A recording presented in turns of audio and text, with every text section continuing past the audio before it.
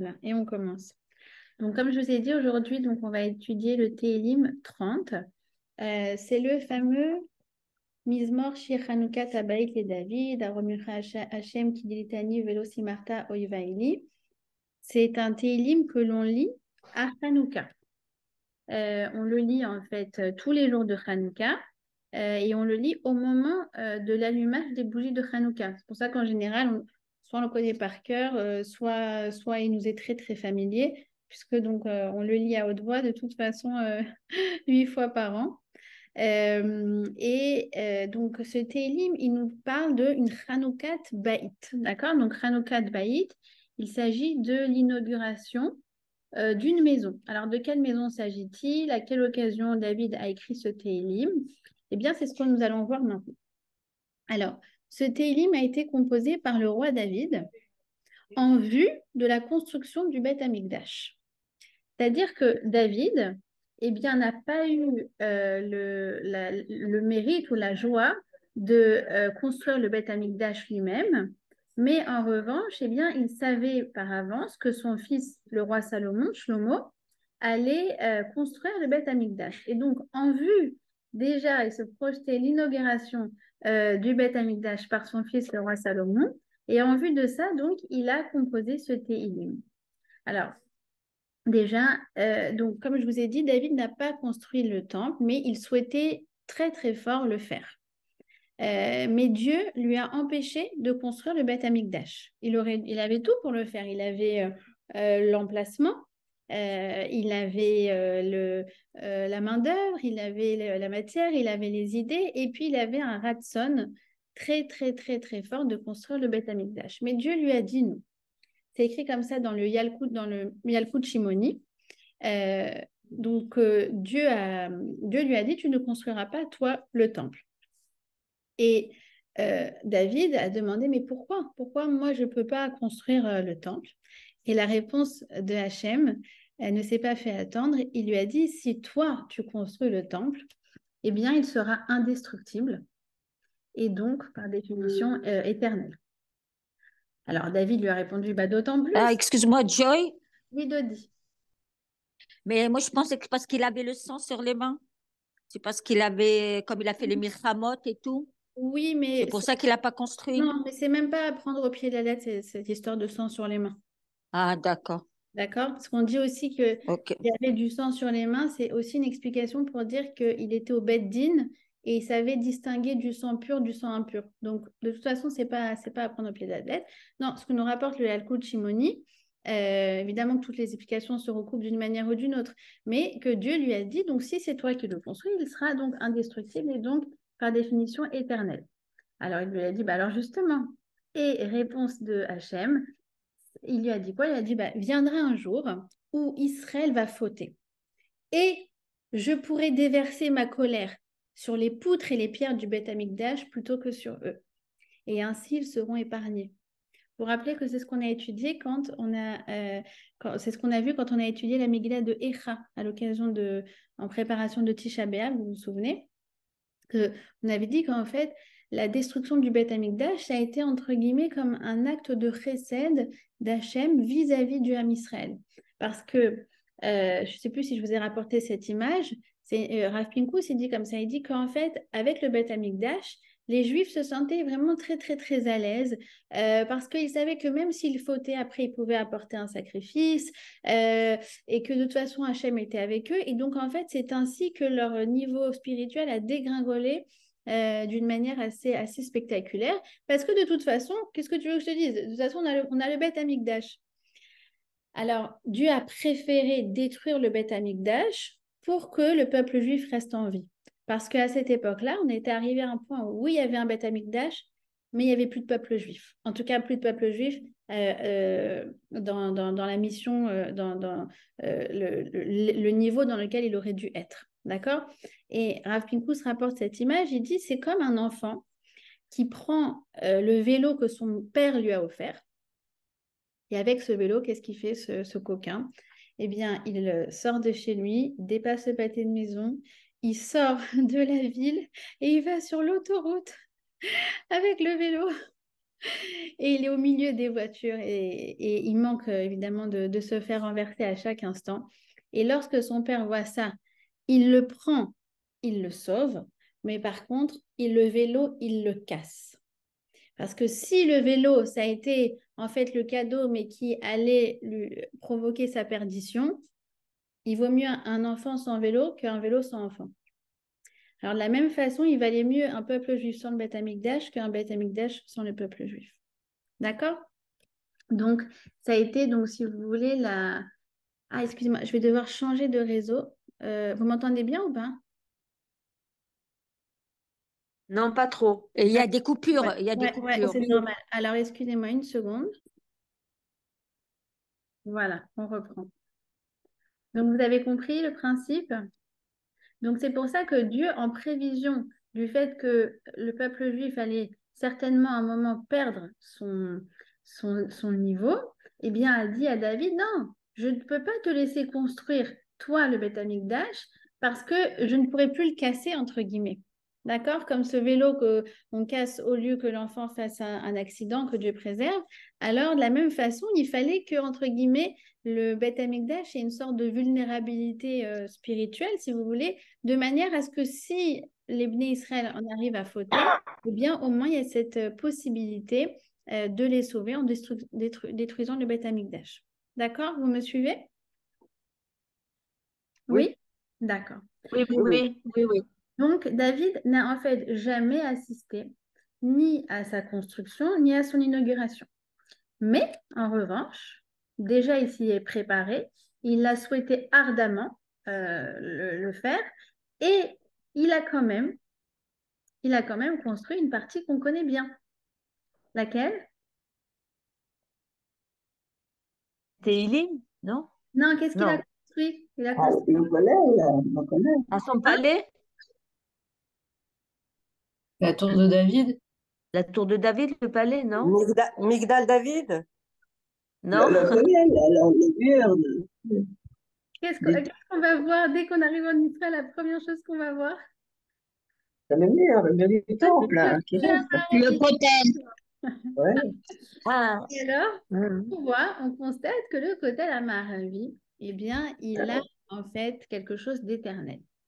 Il est très, très particulier parce que du fait que c'est David qui l'a construit, Dieu a juré que il sera indestructible, qu'il ne sera jamais détruit et qu'il se maintiendra jusqu'à la construction du troisième temple.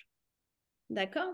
Alors, on pourrait dire, bon, d'accord, bah oui, ça s'est maintenu, pourquoi pas. Il y a d'autres choses qui se sont maintenues. On pourrait dire, ah, bah, c'est pas waouh, ça va. Le fait que ça se maintient depuis 3000 ans, je veux dire, les pyramides d'Égypte, elles se sont maintenues depuis plus que 3000 ans. D'accord? Sauf que, ce qu'il y a de particulier avec le Kotel Amaravi, c'est que les archéologues ont découvert à Jérusalem 9 strates urbaines en dessous du Harabaït. C'est-à-dire que quoi? C'est-à-dire que, en d'autres termes, la ville sainte, le Hirakodesh, a été détruite et reconstruite à 9 reprises. Ça a été par les Romains, ça a été par les chrétiens, ça a été par les musulmans, ça a été par les croisades, et j'en passe. Jérusalem, vous savez, ça a toujours été un enjeu spirituel dans le monde et ça a toujours été un enjeu de guerre. D'accord? Et donc, à 9 reprises, les ennemis qui ont détruit Jérusalem ont parfaitement eu l'occasion de le détruire. Sachant que vous imaginez que ce n'étaient pas des gens qui faisaient dans la dentelle. Donc, un mur, qu'est-ce que c'est? J'ai détruit toute la ville. Eh bien, de manière absolument incompréhensible. C'est qu'à 9 reprises, ils ont tout détruit, tout aplani, sauf un endroit, c'est le Kotel Amaravi. Parce qu'il a été construit par David Ameller. Vous avez compris? Et c'est pour ça qu'il y a une particularité très, très Joy, spécifique. excuse-moi, je comprends pas. Ça voudrait dire que le Kotel Amaravi, l'enceinte, le tour a été construit par David Ameller et après le Beth Amikdash par Shlomo. Ah, Exactement. comme ça c'est. Voilà. Ah, voilà. Là, je comprends. Mais Ok. vous avez vu Merci. l'histoire? Comment... C'est incroyable.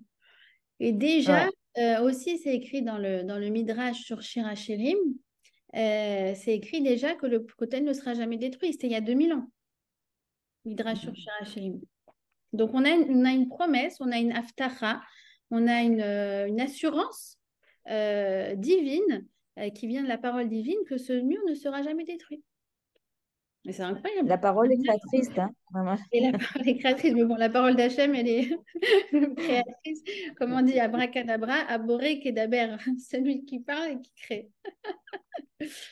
Donc, à quelle occasion, eh bien, on lit ce Télim, Mizmor Shir Chanukah Tabaït les David, eh bien, vous imaginez que la première fois qu'on l'a lu, eh bien, ça a été lors de l'inauguration du Beth Amikdash. Et Joy, où est-ce qu'on sait que c'est donc David qui a construit le Kotel et les murailles autour? Parce qu'en fait, le Kotel, on est oui, d'accord que c'est les murailles qui entourent le Beth Amikdash. Et après, il y a donc, autour du Beth Amikdash, il y avait une cour où il y avait des commerces, c'est tout ça? à fait. Non, les commerces, c'était pas dans le Beth Amikdash. Non, non, il y avait la galerie Pas dans marchande qui était en dessous. Elle était en dessous. Gal. Elle était aujourd'hui. D'accord. Ok. Donc en fait, le Kotel, c'était pour C'est c'est un entourer la mur de cour qui était soutien de la avant. cour qui menait au Beth Amikdash. Ok. Et D'accord? où est-ce qu'on voit ça? C'est la première fois que j'entends Oui, On voit que quoi? que c'est David qui est à l'origine de cette construction-là. Écoute, je l'ai relu là encore hier soir. Je vais te retrouver, en faisant le cours, je vais te retrouver sûrement la source. D'accord? Mais en tout cas, dans le Yalkut Shimoni, déjà, regardez, Yalkut Shimoni sur Shmuel Bet, il y a déjà Ouais. cet échange entre Dieu et David où eh bien, David dit Super. qu'il désire ardemment construire le Beth Amikdash et que Dieu lui répond que tout ce qu'il construira qui sera lié au Beth Amikdash, de toute façon, ça sera éternel.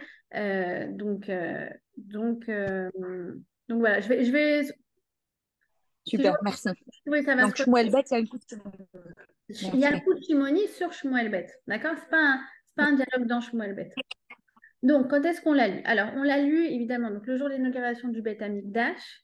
On l'a lu des deux Beth Amikdash, mais ça, je vais en parler.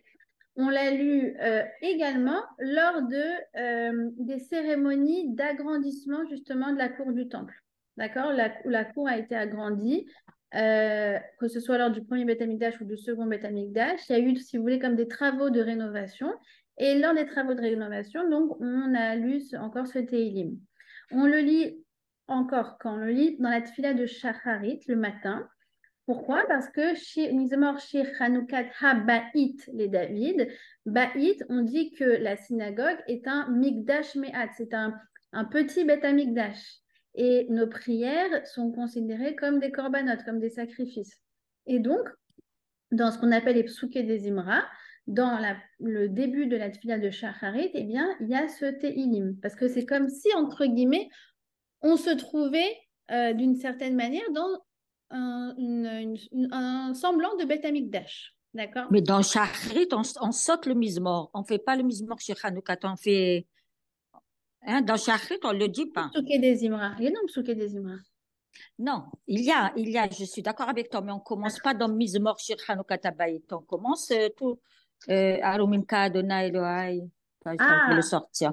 on On saute, ne fait pas le Mizmor. on Ah dit- oui, si. on Ah, saute, si, on ne le dit c'est pas bon. parce que. D'accord.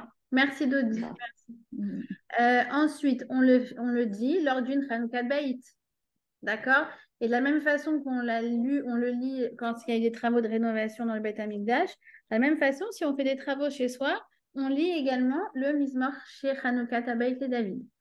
C'est un télim à lire en tout temps quand on veut demander la réussite. D'accord? Pour demander la réussite, il y a le télim Nun Zaïn, le 57, et il y a celui-là, le 30. Et enfin, comme je vous ai dit, donc, on le lit à Hanouka tous les jours, lors de la tfila et lors donc de l'allumage. D'accord? Alors, il y a en tout, je crois, 12 ou 13 versets. On va essayer d'aller, 13 versets, on va essayer d'aller, comme d'habitude, étude linéaire, un par un.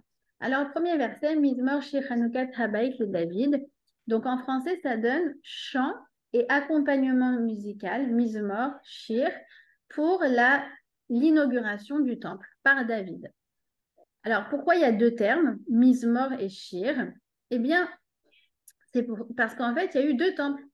D'accord? Premier temple construit, inauguré à l'époque donc du roi Salomon et le deuxième à l'époque de Ezra Sopher. Vous savez, vous vous souvenez qu'après le retour des Juifs en Eretz Israël à l'époque de Pourim, eh bien, il y a toute une délégation de sages qui est revenue et qui a reconstruit le judaïsme en Eretz Israël et qui ont, entre autres, donc reconstruit le Beth Amikdash.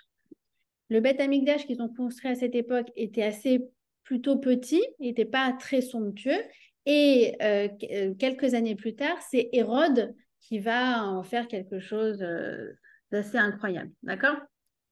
Ensuite, il y a une autre explication pourquoi Mizmor et pourquoi Shir. Pourquoi? Parce que lors de la construction l'inauguration du second Beth Amikdash, je ne sais pas si vous vous souvenez, mais on avait vu que pas tout le monde a réagi de la même manière. Les jeunes étaient en folie. Waouh, on est de retour sur notre terre et en plus de ça, on construit le Beth Amikdash comme c'est merveilleux. En revanche, vous vous souvenez que les anciens, les Skénim, ils versaient tellement de larmes, tellement de larmes parce qu'ils voyaient qu'ils n'avaient rien à voir avec le premier Beth Amikdash qu'eux avaient connu. Il n'y avait pas tous les miracles, ils ne sentaient pas la shrina, le niveau spirituel de ceux qui faisaient la avoda n'était plus du tout la même. Et donc, en fait, ils ont versé tellement de larmes, tellement ils pleuraient fort qu'on n'entendait pas l'accompagnement musical, mais on entendait les shirs. D'accord? C'est pour ça qu'il y a ces deux mots, shir, mizmor, shir. On voit que quoi? Que dans les Rachetevot, les premières lettres, Mizmor, Shir, Hanoukat, Habaït et David, ça fait quoi? Ça fait les Mashiach. Les Mashiach, si on change l'ordre des lettres, Lamed, Mem, Shin, Chet et He. Pourquoi les Mashiach? Parce que en fait, les Meshacha, en fait, c'est pour celui qui est oint. Parce qu'en fait, ce télim s'adresse à tous ceux qui vont être ouin. Alors, c'est quoi ouin? C'est, en fait, si vous voulez, ça correspond au couronnement de nos rois à nous. C'est lorsque le prophète vient et il met de l'huile sur le roi. C'est notre manière de couronner. Et donc, Mashiach veut dire ouin. Et donc, en fait, ça s'adresse à tous les ouins, c'est-à-dire tous les rois qui vont faire partie de la dynastie du roi David. Et également, si on enlève le Chet, si on enlève le Hanouka, on a même Shin, He et Lamed, et ça nous fait aussi Shlomo. D'accord?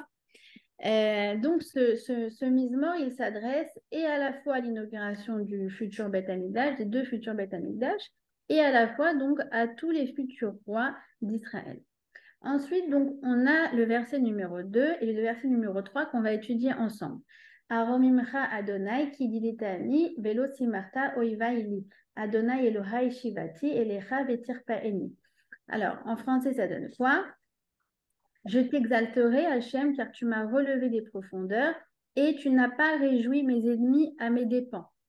Hachem, mon Dieu, je t'ai invoqué et tu m'as guéri.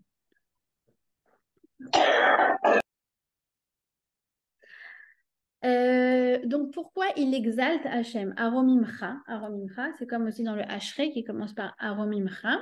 Pourquoi il lui dit, en fait, pourquoi il l'exalte? Pourquoi il fait sa louange? Parce qu'en fait, David souhaite remercier Hachem. Alors, il souhaite remercier Hachem et en fait, il va y avoir plusieurs niveaux de lecture. Pourquoi remercie-t-il Hachem?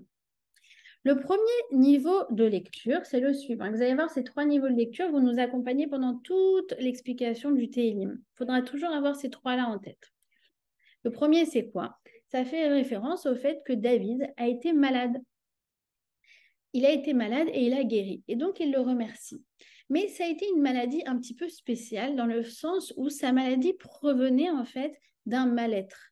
C'était une maladie qui venait de ce qu'on appelle de son nefesh. Pourquoi? Parce qu'en fait, il s'en est tellement voulu de la faute qu'il a fait, notamment avec Bathsheba, et sur ça, je ne m'arrêterai pas. D'accord? Je ne peux pas expliquer la faute avec Bathsheba parce que ça serait un cours entier. Sachez que la faute qu'il a avec Bathsheba, c'est pas ce qu'on croit. mais il a fauté. Il a fauté, mais il ne s'agit ni d'un adultère ni d'un meurtre. En tout cas, quoi qu'il en soit, eh bien, il a été malade à cause de sa faute. D'ailleurs, vous remarquerez que cholé, en hébreu, c'est donc cholé, c'est un malade, eh bien, c'est le même mot que chol. Et chol, c'est profané. Il a ressenti en fait que du fait de sa faute, eh bien, sa neshama a été profanée. Et c'est ça qui a créé sa maladie. Et c'est écrit que il a donc le Malbim il dit que David a cherché des remèdes partout sauf chez les médecins parce qu'il a compris que c'était sa neshama qui était malade avant tout. Et à Hanouka aussi, c'est ce dont on se souvient. On allume avec l'huile Hashemen. Hashemen, c'est les mêmes lettres que Neshama. Parce que quand on allume les bougies, on se souvient qu'on est avant tout une intériorité. On est avant tout des pensées, une psyché. On est toutes sortes de pensées qui après vont irradier notre corps et notre vécu. Et c'est pour ça que c'est très important d'allumer avec du shemen zait zar, avec de l'huile d'olive. Pourquoi? Parce que l'huile d'olive, c'est l'intériorité du fruit. Donc, on se souvient que nous sommes une intériorité, que nous sommes une neshama, et que c'est là la base de tout notre vécu, de tous nos problèmes, ça commence déjà là.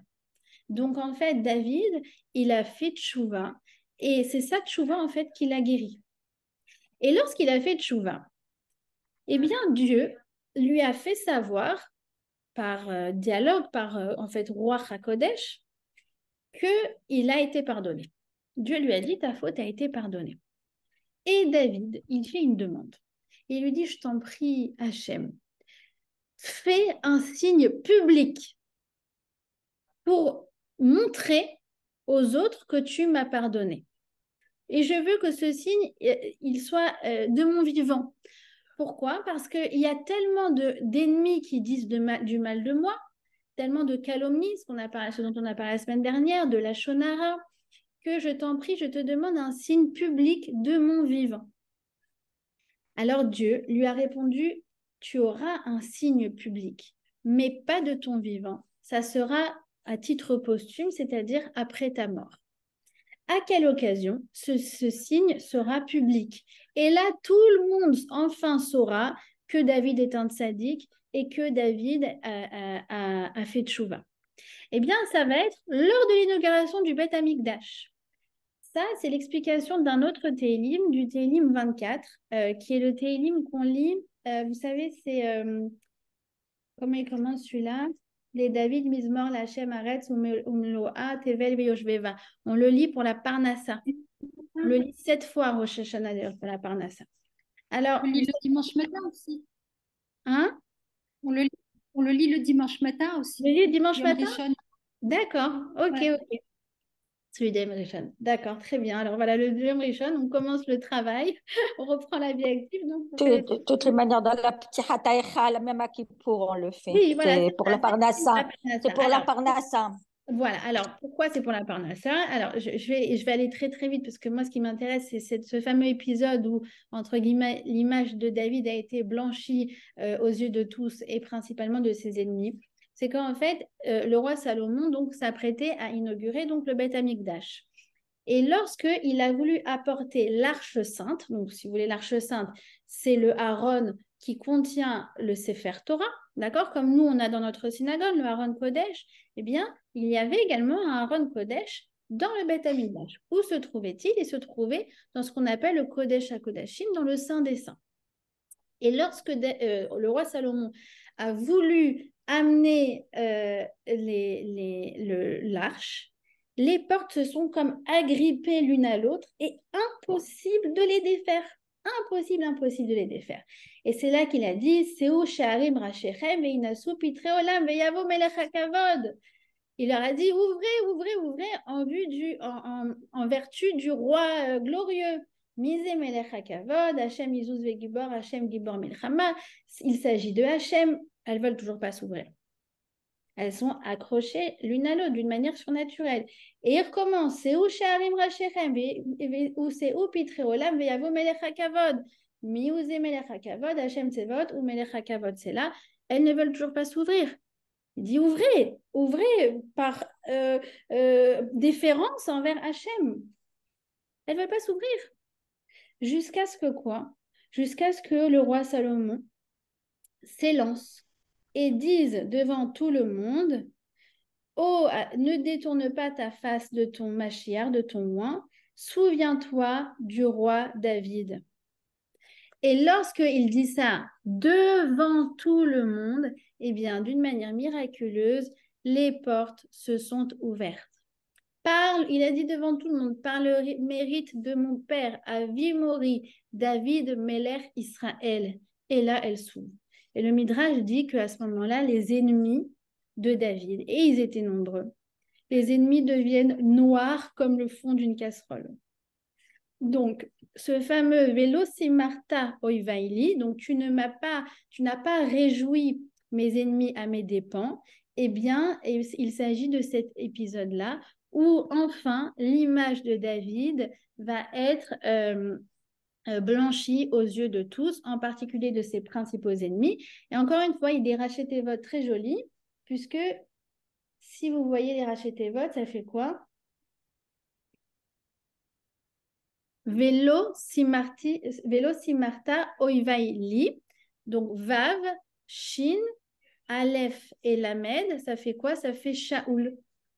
Et Shaoul, c'est l'emblème des ennemis de David. D'accord? Alors, il était mort à l'époque il n'a pas participé à l'inauguration du Beth Amikdash, mais entre guillemets, si vous voulez, il symbolise les Oivaï. Mais il en a eu plein des Oivim, il en a eu plein des ennemis. Adoniaou, Naval, Achitophel, Avshalom, et j'en passe. D'accord? Ishbosheth.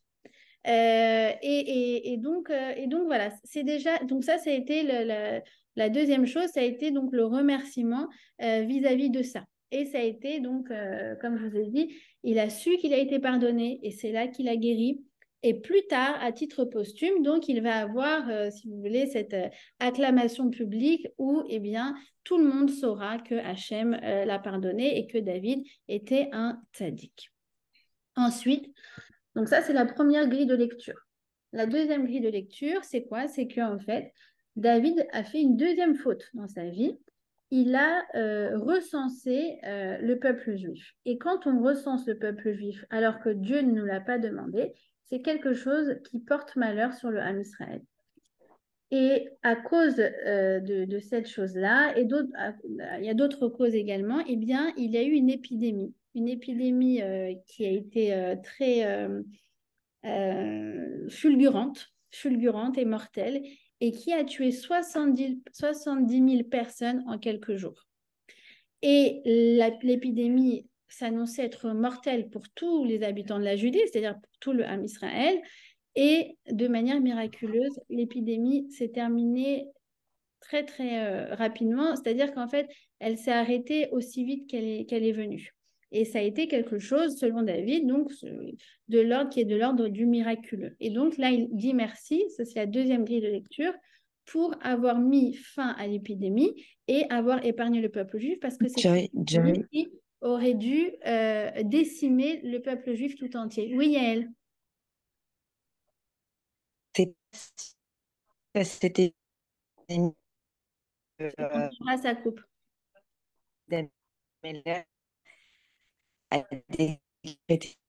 Yael, j'entends pas. On l'entend pas.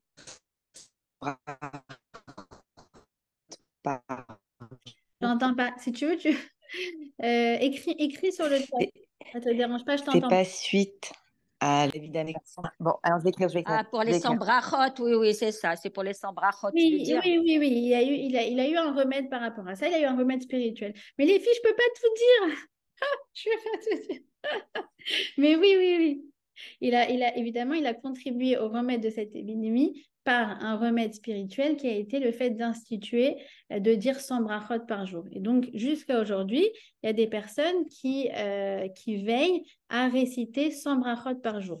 Alors, c'est pas si compliqué que ça parce que quand on fait ces trois prières, c'est-à-dire Shacharit, Mincha, Arvit, et on fait Birkat HaShachar et voilà, on mange au cours de la journée. Vous allez voir, en fait, si on fait le calcul, on arrive déjà à 86 brachot, je ne sais plus exactement. Et donc, après, il en reste 14 à choper par-ci, par-là. On peut le faire aussi des brachot avec les senteurs. Nous, on a un truc spécial à la maison pour ça, pour pouvoir faire Miné Bessamim, Hatse Bessamim. Voilà, il y en a qui arrivent, au Hachem, à faire leurs 100 brachot par jour. Voilà. Et ça a été donc une des manières que David a par lequel il a contribué à mettre fin à l'épidémie. Et enfin, donc la troisième grille de lecture, pourquoi il remercie? Il remercie parce que, il y aura un moment dans l'histoire où le Beth Amikdash va être malade. Alors, ça fait référence en fait à la fameuse période de Hanouka. Il y aura une période à l'époque du second Beth Amikdash où en fait il y aura tout. Il y aura la structure, il y aura les korbanot, il y aura les lévi'im, les kohanim, tout ce que vous voulez, tout sur le papier. Sur le papier, c'est bon, on a un Beth Amikdash, mais au niveau de l'esprit, c'est une catastrophe. C'est une catastrophe parce que les kohanim sont aussi rachats les uns que les autres et ils sont très corrompus. Et ils se nomment les uns à la suite des autres, mais par le biais de pots de vin. Enfin, c'est vraiment une époque où le Beth Amikdash, si vous voulez, a une âme malade. C'est-à-dire, c'est comme si le corps, il est là, vous voyez, c'est la structure, mais l'âme, elle n'y est pas. D'accord? Elle est profanée, chol, cholé. On voit, par exemple, nous dit le Talmud, que pendant le premier temple, donc qui a duré 410 ans, il y a eu, en tout et pour tout, 18 Kohen Gadol. D'accord? Donc, ça fait, si on fait le calcul, à peu près voilà, tous les 20 ans, à peu près. D'accord? Et au cours du deuxième temple, qui a duré 420 ans, eh bien, il y en a eu 300. C'est énorme. Et surtout, quand on sait que Yochanan, Kohen Gadol, il a été Kohen Gadol pendant 80 ans, que c'est Shimon Hatzadik, oui, il a été Kohen Gadol pendant 40 ans, et Ishmael Kohen Gadol pendant 10 ans.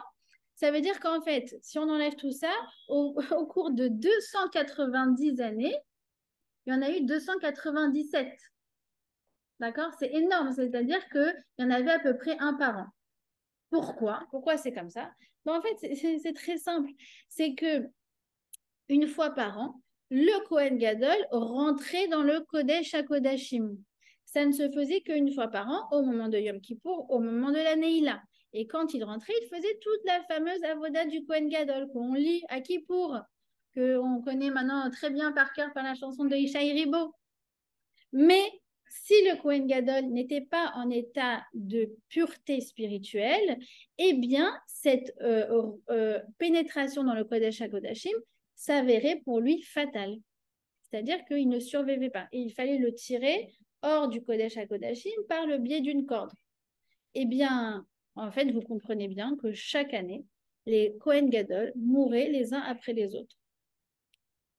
Pourquoi? Parce qu'en fait, ils étaient tous aussi rachats les uns que les autres. Alors, on peut se poser la question, mais pourquoi du coup, ils voulaient être candidats à ce poste? Parce qu'en fait, ils étaient tellement attirés par la corruption que du coup, eh bien, ils étaient prêts à prendre le risque pour tout simplement avoir ce poste et toucher les offrandes. Voilà. D'accord? Donc, du coup... Alors, excuse-moi, Joy, j'ai pas compris là, parce que là, tu as commencé et remercie par les deux premières que tu as données. C'est Voilà. bien, mais le troisième, en quoi il est concerné? C'est qu'au moment de Hanouka, eh bien, le miracle de Hanouka, vous savez que les Yévanim, ils ont souillé le temple. Ils n'ont pas détruit.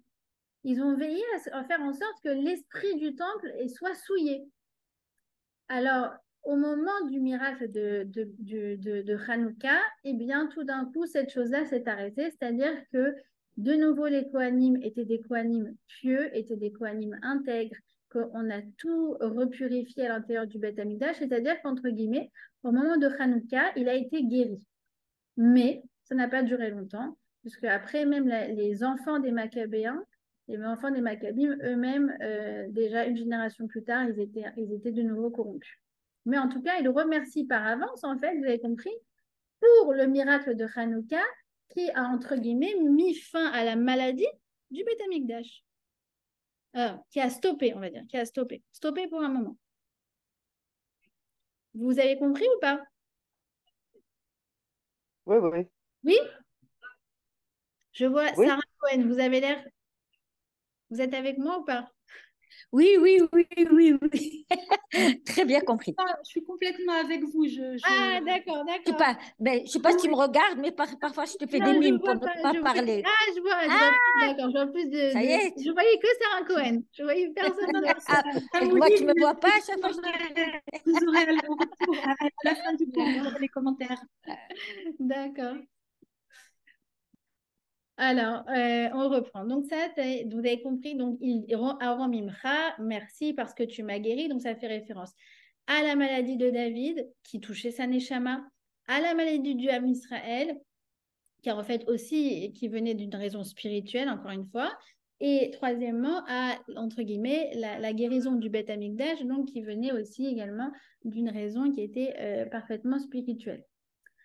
Alors, ensuite, il dit quoi? Il dit... Hachem, Elita Adonai, Elita min Sheol Nafshi, Chitani mi Yordevor. Zamerul Hachem Chassidav, Veodul Esarer Kocho.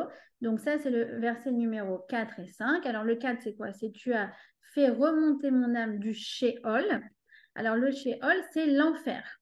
Le Sheol, c'est l'enfer.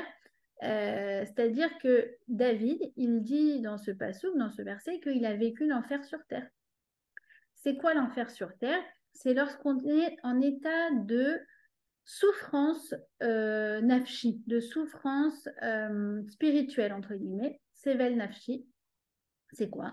C'est tous les sentiments négatifs, comme l'angoisse, comme la déprime, comme la peur, comme la culpabilité, comme le sentiment de ne pas être aimé par Hachem, qui dit Rav Yaakovson que c'est le pire sentiment qu'une personne peut ressentir sur Terre. Eh bien, en fait, il a vécu l'enfer sur Terre. Sheol, c'est les mêmes lettres que She'ela. She'ela, c'est une question. Quelqu'un qui est tout le temps en train de se poser des questions, mais pourquoi il m'arrive ça? Et pourquoi elle et pas moi? Et pourquoi on me pourchasse? Et pourquoi j'ai ça et ça et ça et ça? Eh bien, c'est quelqu'un qui, en fait, est tout le temps poursuivi par ces questions et qui est dans une forme de Gehinnom parce qu'il ne vit pas l'instant présent, il ne vit pas sa vie. Et d'ailleurs, Sheol, She'ela, Shaoul. Shaoul, l'ennemi de David, il était tout le temps dans cet état-là. Il était tout le temps dans un Sheol. Pourquoi? Parce que Shaoul, c'est tout le temps celui qui se posait la question. Quelle question? Pourquoi David et pas moi? Il a été rongé par la jalousie. Il dit, le roi Salomon, que la jalousie, c'est la pourriture des os, au point qu'il n'a même pas réussi à vivre sa vie et à mener à bien son règne parce qu'il était à cause de la jalousie qu'il avait vis-à-vis du roi David. D'accord? Donc, David dit, moi, je sais, j'ai vécu véritablement l'enfer sur terre de par ces sentiments négatifs qui m'envahissaient du matin jusqu'au soir. Et il dit donc, tu m'as sorti du bord, Miardibor, eh bien, tu m'as sauvé de ceux qui ont voulu me faire descendre dans la fosse, ceux qui ont voulu provoquer ma chute. Alors, c'est quoi provoquer la chute? Provoquer la chute, c'est apprendre au sens littéral, provoquer sa chute, c'est-à-dire le tuer, mais c'est aussi provoquer sa chute dans le sens où ils ont voulu faire tellement de calomnies, tellement ternir l'image du roi d'Israël, qu'en fait, il allait perdre sa royauté. D'accord? On dit aujourd'hui une chute dans les sondages de la cote de popularité. Oui, c'est ça aussi la chute. Et donc, ceux qui ont voulu le faire descendre dans la fosse, évidemment, ça nous fait aussi penser à la paracha de la semaine, Vaïchev, avec Yosef, dont les frères l'ont fait descendre dans la fosse. Je trouve qu'il y a beaucoup de liens d'ailleurs entre David et Yosef. Ce serait intéressant de faire une étude dessus, mais voilà le lien qu'ils ont eu les deux avec leurs frères, le fait qu'ils ont été justement, ils sont descendus dans la fosse, la calomnie, tout ça. Ok. Alors, donc, le verset numéro 5, il dit quoi? Il dit Zamerul Adonai Chassida Veodul Ezerer Kocho. Chantez, rendez grâce à son nom, car ah oui, car sa colère, ça va être le verset numéro 6. Alors, le verset numéro 5, en fait, il nous dit quoi? Il dit chanter Hachem. Il dit en fait, on doit s'exalter après avoir fait tchouva. Après avoir fait tchouva, on doit être dans un état de joie, on doit être dans un état d'exaltation, on doit être dans une jouissance extraordinaire. Pourquoi? Parce qu'en fait, lorsque on fait tchouva, il se passe plusieurs choses. Il se passe en réalité deux choses extraordinaires. La force de la tchouva, c'est quoi? C'est que quand on fait le vidouille, d'accord, on avoue, faire tchouva, c'est quoi? Il dit Rambam, il dit c'est charata, donc regretter. Bon, premier adivat achet, d'accord, ça fait 4. Adivat achet, c'est arrêter de fauter. Bon, charata, vidouille, kabbalah la hatid. Donc, charata, je regrette. Vidouille, j'avoue. Je le dis à voix haute, c'est important de le dire à voix haute. Hachem, j'ai fauté.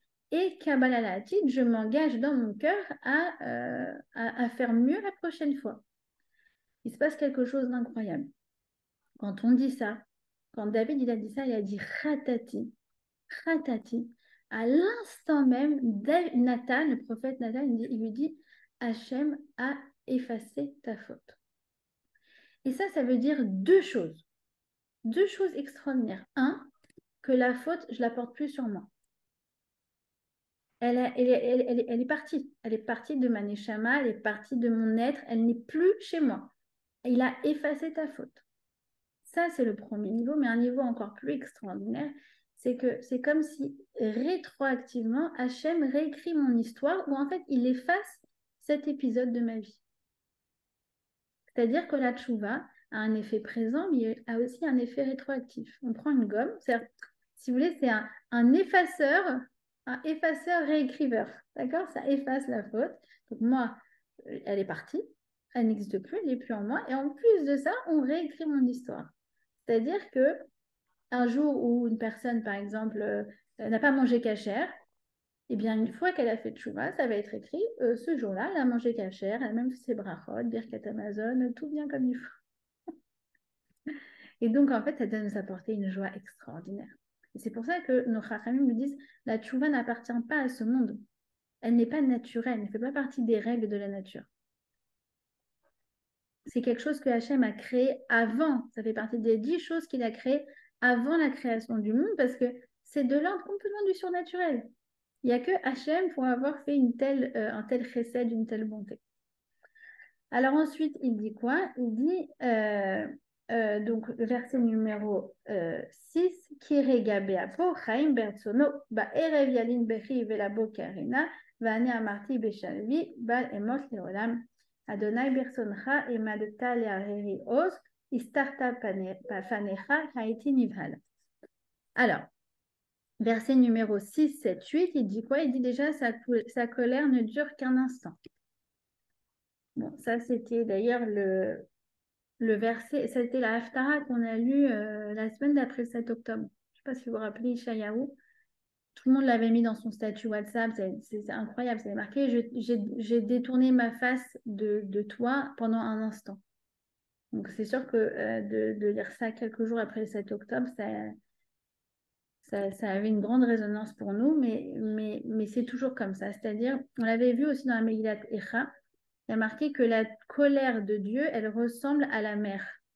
Je ne sais pas si vous vous souvenez, c'est écrit comme ça dans la Megillat Echa, c'est-à-dire que sa colère, elle est toujours contenue. La mer, elle est contenue. Elle va jusqu'à la plage Gordon, par exemple, mais elle ne va pas dépasser pour aller sur, comment elle s'appelle cette rue, sur la Taillelette. Alors, de la même manière, Hachem, eh bien, sa colère, elle est toujours contenue. Et même si elle se déverse pendant un instant, Hachem nous a toujours épargnés. Nous a toujours épargnés au niveau géographique et au niveau de la durée, combien ça dure. C'est-à-dire qu'on sent qu'il y a des moments où il y a des xérotes cachottes, il y a des moments où il y a des décrets qui sont durs. Ils resteront toujours contenus, c'est-à-dire qu'ils ne s'étendront jamais dans le temps et ils ne s'étendront jamais géographiquement. Pourquoi? Parce que Dieu n'abandonne jamais Israël. Jamais. Il ne l'abandonnera jamais. C'est une alliance qui est une alliance éternelle. Et de la même manière que, vous voyez, l'huile de Hanouka, elle symbolise ça. C'est-à-dire que, oui, à cette époque-là, c'était une catastrophe spirituelle. Mais quoi? Mais il reste un peu d'huile. Et de ce petit peu d'huile ressurgit quoi, 8 jours où on pourra allumer la Hanoukia et par la suite encore les Hanoukiot tous les jours avec de l'huile pure. C'est-à-dire qu'à partir de cette petite chose ressurgit la grandeur, l'abondance, le miracle. C'est-à-dire que on a toujours eu des phases de l'histoire où à certains moments on a été pourchassé, on a été poursuivi, on a été opprimé, on a été oppressé, on a été parfois même détruit. Mais par un miracle, qui est le miracle du peuple juif, on a toujours réussi, après coup, à renaître de nos cendres. C'est la résilience juive. Pas pour rien que c'est un juif qui a inventé ce terme de résilience. D'accord? Même si tu n'es pas du tout religieux, Boris Cyrulnik, la résilience, c'est un concept juif par excellence. On est attaqué, on est même détruit. C'est quoi la résilience? En fait, il explique c'est comme du plomb. Alors le plomb, en fait, il fond sous la chaleur, mais en fait, après, il fait une refonte et il prend une nouvelle forme. Bah, c'est nous, c'est notre histoire. C'est-à-dire qu'il y a des moments où sous la chaleur de l'épreuve, entre guillemets, on a fondu, mais suite à ça, on a pris une nouvelle forme. Et entre parenthèses, le Ham Israël a une résilience extraordinaire depuis le 7 octobre, dans le sens où on ne s'est jamais laissé abattre, on n'a jamais été abattu. Moi, je vois les gens dans la rue en Israël. Bien sûr qu'il y a des moments difficiles, mais les gens, on sent, ils sont là, ils sont présents, ils veulent gagner, ils ont la pêche, ils sourient. Même quand on va à Kikar Hatoufim, la place où il y a les familles des otages, il y a une force qui est une force de l'ordre du surhumain. On a une refonte, c'est plus le même Ham Israël. C'est un Ham Israël qui était désuni, c'est un Ham Israël avec un niveau spirituel très bas, avec beaucoup de marloquettes, beaucoup de marloquettes. Et aujourd'hui, je vais vous dire une chose. Il y a plus une once de la Shonara, que ce soit dans le voisinage, que ce soit dans les bureaux, que ce soit dans les journaux. C'est fini. Et on espère que ça va durer. D'accord? Donc ça, c'est la force du Ham Israël. C'est cette fameuse résilience. Et de la même manière que, on avait expliqué ça dans Megillat Echa, nous, on peut être prêt parfois à fauter, descendre, comme en Égypte, on est descendu jusqu'au 49e degré d'impureté. Mais pas au 50e. C'est-à-dire, on a quand même gardé nos principes. Un tout petit peu.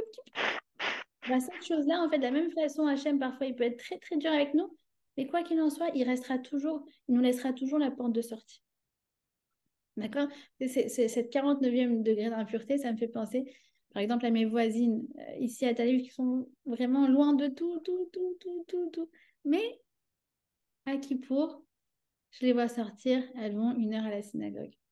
Il y en a une, souvent, elle m'attrape, elle me dit תגידי לי, באיזה שעה מדליקים את הנרות השבת? כי אני מדליקה נרות. À chaque fois, elle me dit dis-moi, à quelle heure c'est l'allumage du bougie? Maintenant, elle peut très bien regarder sur un calendrier, mais elle aime me poser la question parce qu'elle aime me rappeler que ça, c'est quelque chose qu'elle fait. D'accord?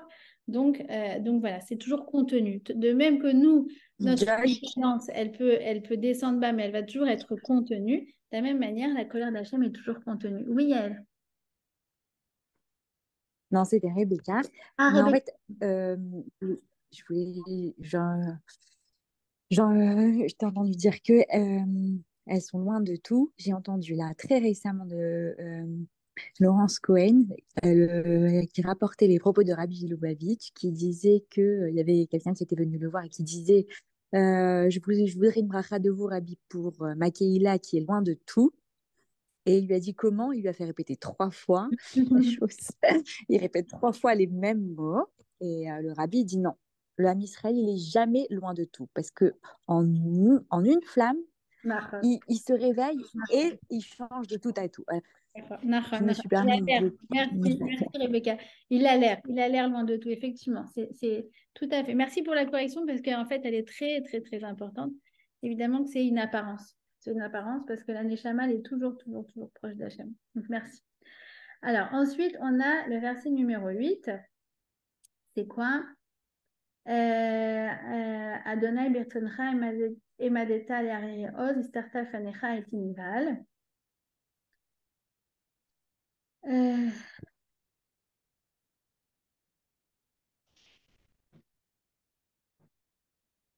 Ok. Donc, il lui dit à ce moment-là, donc tu m'as soutenu, c'est par ta seule volonté que tu m'as soutenu.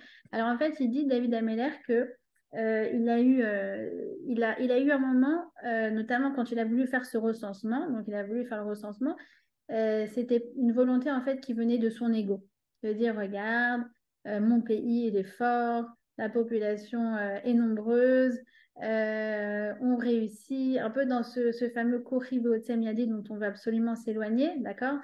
Ce sentiment la Médina d'Israël où que le peuple juif réussit seulement par le pouvoir de son poing et de ses armes et voilà, alors que donc tout provient d'Hachem. Donc il dit dans ce verset numéro 8, il lui a dit, il y a des moments où en fait tu t'es caché à moi parce que je me vantais. Parce qu'en fait, c'était mon ego. Vous savez que l'ego est une méchitsa. C'est comment dire, ça fait une séparation entre l'être et son créateur. D'accord? Il n'y a pas plus grande séparation que l'ego. D'accord? Ensuite, verset numéro 9, 10 et 11, il dit quoi? Je vais essayer d'aller vite pour pouvoir terminer. Il dit, que gagnes-tu si je meurs? Ma betsa bedami beredeti el shachat. Qu'est-ce que tu gagnes si je meurs? Alors, vous savez que nous, évidemment, on connaît la mitzvah de mourir al kiddush Hashem. On la connaît, cette mitzvah. Ce sont d'abord nos chayalim qui sont prêts à aller sur le front et ils savent qu'ils sont prêts à sacrifier leur vie pour nous protéger, nous. On connaît la mitzvah de mourir al kiddush Hashem comme l'a fait Rabbi Akiva, comme l'ont fait les Juifs lors de l'Inquisition, où soit c'était la conversion au christianisme, soit c'était le bûcher, et ils ont été prêts à mourir torturés au bûcher pour ne pas vivre en idolâtre. Eh ben, Rabbi David Abu Sera, puisque c'est Alléluia. De qui? Rabbi David Abu Sera. Il a donné son âme pour préserver les Juifs du Maroc. Il a été vraiment traîné, comme tu dis. Tu connais l'histoire ou quoi? Non, mais alors, Dodi, vous me la racontez après, comme ça. Ah non, je raconte pas. C'est juste pour quand même rappeler son mérite. Non, je la veux, mais juste, non, oui, d'accord, je la raconterai après, mais pour rappeler son mérite de mourir pour le kiddush. Vous allez la raconter à tout le monde. En tout cas. D'accord, Rabbi David d'abord ça. Voilà. Alors, donc, mais le Rambam, il dit qu'il y a une mitzvah, entre guillemets, plus importante que de mourir al Kiddush Hashem, c'est de vivre al Kiddush Hashem. C'est quoi vivre al Kiddush Hashem? C'est en fait la manière dont je parle, dont je mange, dont je me conduis avec autrui, dont je fais des affaires, qu'est-ce que je regarde, qu'est-ce que je dis, comment je me relationne à mon travail, à mon voisinage. En fait, ce sont autant d'occasions de faire un kiddush Hashem, c'est-à-dire de montrer au monde entier quel est un juif qui est porteur du message d'Hachem. Et ce n'est pas simplement une mitzvah, dit le Rambam, c'est en fait notre raison d'être. C'est notre vocation et c'est la raison de notre existence. Donc il lui dit, Ma bedami, bereti el shachat, t'as aucun intérêt à me tuer Hachem, il vaut mieux que tu mets en kiddush Hachem en vivre en kiddush Hachem que de mourir en kiddush Hachem. D'accord? Et je pense que c'est une très belle tfila que quelqu'un peut faire si que Dieu préserve, il est face à une détresse, il dit Hachem, je vais vivre un kiddush Hachem, je vais te faire une pub incroyable. C'est aussi le message de Hanouka, le pire soumanès, d'accord? Je vais être quelqu'un d'exemplaire, d'irréprochable et je vais m'engager à ce que quand on me voit, entre guillemets, on a envie de devenir plus juif. C'est une prière extraordinaire. Et là, Hachem, il ne peut pas résister. D'accord? Ensuite, donc verset numéro 11. Alors, c'est très, très beau aussi. C'est une très, très belle prière. Il dit, Shema Adonai vechoneni, Adonai ozerli. Alors, il dit, écoute-moi, vechoneni. C'est quoi choneni? Donc, c'est chen, chinam. Il dit, écoute-moi et sauve-moi, pas parce que je mérite, mais en vertu du fait que toi, tu es bon. Toi, tu es bon et tu donnes des choses béchinam, tu donnes des choses gratuitement. Donc, je te demande de me sauver, juste parce que toi, tu fais du chesed. Pas commencer à me justifier, à dire, mais tu sais, je mérite, je mérite. Je vous dis, il vaut mieux pas commencer les comptes avec Hachem parce qu'on sait pas du tout ce qu'on mérite et ça se trouve, on est très, très loin du compte. Donc, nos sages nous disent, parfois on invoque Hachem en disant, donne-moi des matanat chinam. C'est quoi matanat chinam? C'est des cadeaux, des délivrances en vertu du fait tout simplement que tu es bon et que tu aimes faire du chesed et que tu aimes tes créatures et que tu nous aimes. D'accord? Comme un enfant qui demanderait un cadeau à son parent et qui dit, non mais c'est pas parce que j'ai fait mes devoirs, c'est pas parce que j'ai réussi mes contrôles, parce qu'il sait que c'est pas tout à fait ça. Mais il lui fait les petits yeux comme ça, vous savez, les petits yeux de chat. Il dit, juste parce que tu m'aimes. Ah, c'est bon, il nous aime, on lui donne tout ce qu'il veut. D'accord? Et verset numéro 12, et c'est très très beau ce verset. Il dit Afarta mispedi les machol li pitarta saki vetazireni simcha. Tu as transformé mon deuil en machol. Alors, machol, ça veut dire deux choses. Ça veut dire mechila et ça veut dire un cercle. D'accord, machol. Et en fait, c'est une sorte aussi, machol, c'est une sorte de danse. Vous savez que chez nous, les juifs, je ne sais pas si vous avez remarqué, mais par définition, les danses, elles sont toujours en rond, d'accord? C'est ce qu'on appelle les fameux rikoudé am ou les orotes dans les mariages, c'est toujours en rond. Donc, tu as transformé en fait mon deuil en danse. C'est ça qu'il lui dit. Et donc, je te remercie. C'est le Baal Shem Tov et le Rabbi Lubavitch aussi qui dit qu'il n'y a pas plus grand signe de remerciement que quelqu'un qui danse. Parce que quand tu danses, c'est tout ton corps qui dit merci. Et c'est pas genre juste quelque chose de théorique. Quand quelqu'un il danse, quand il est content d'une nouvelle et qu'il fait yeah!